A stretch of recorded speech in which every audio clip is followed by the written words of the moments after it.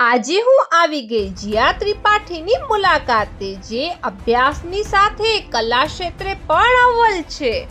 માત્ર 13 વર્ષની બાળ કલાકાર જીયાએ અનેક સન્માનપત્ર અને એવોર્ડ પોતાના નામે કરેલ છે.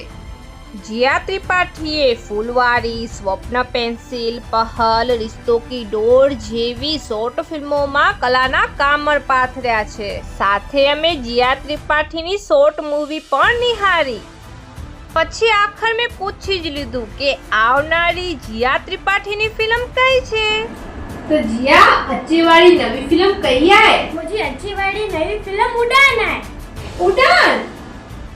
हाँ, जिया त्रिपाठीની આવનાર ફિલ્મ છે ઉડાન. અભ્યાસ, અભિનયની સાથે જીયા ત્રિપાઠી સરસ એવી ડ્રોઈંગ, પેઇન્ટિંગ પણ બનાવે છે. પછી અમે બંને સાથે મળીને જીયા ત્રિપાઠીના પ્રમાણપત્રો જોયા. ખરેખર કેટલા બધા પ્રમાણપત્ર હતા જીયા ત્રિપાઠીને નામે.